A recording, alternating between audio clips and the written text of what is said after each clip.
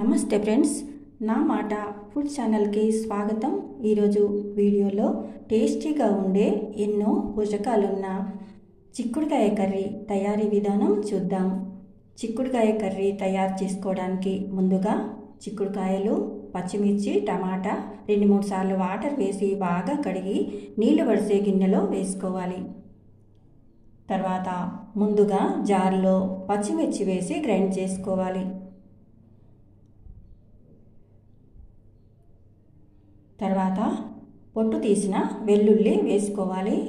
1/2 spoon జీలకర్ర వేసుకోవాలి. 1/2 spoon salt వేసుకోవాలి.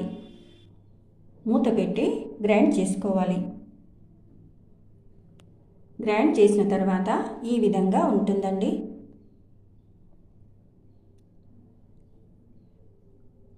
తర్వాత చిక్కుడుకాయలు, పచ్చిమిర్చి, టమాటా, కొత్తిమీర కట్ చేసుకోవాలి.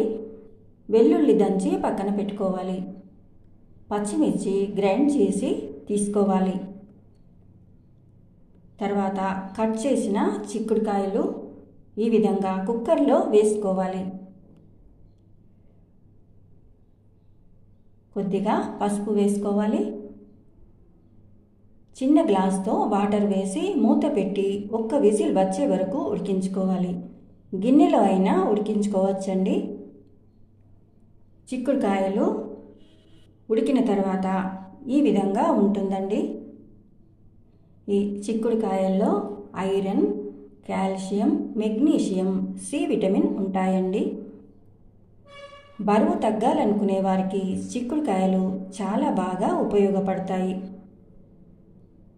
వాటరు ఏమైనా ఉంటే తీసివేయాలి. ఈ విధంగా ఉడికిన తర్వాత స్టవ్ ఆన్ చేసుకొని స్టవ్ పైన గిన్నె పెట్టిన తర్వాత తగినంత ఆయిల్ వేసి వేడిన తర్వాత దంచిన వెల్లుల్లి, పచ్చిమిర్చి, కట్ చేసిన టమాటా వేసుకోవాలి.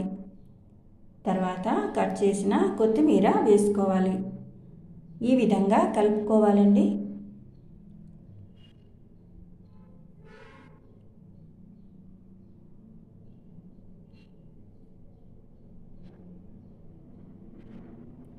తర్వాత 2 స్పూన్ల గ్రైండ్ చేసిన పచ్చిమిర్చి పేస్ట్ వేసుకోవాలి. క్వాంటిటీని బట్టి కారం వేసుకోవాలండి. తర్వాత 1 నిమిషం పాటు ఈ విధంగా కలుపుకోవాలి. కొద్దిగా పసుపు వేసుకోవాలి.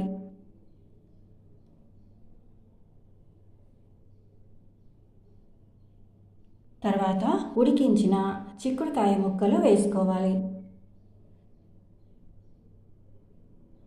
వాటర్ రాకుండా ఈ విధంగా వాటర్ అంతా తీసివేసి ఈ విధంగా చిక్కుడుకాయ ముక్కలు గిన్నెలో వేసుకోవాలి.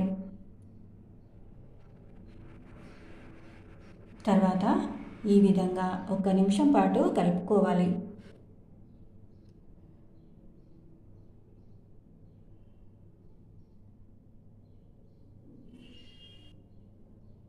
తర్వాత తగినంత సాల్ట్ వేసుకోవాలి.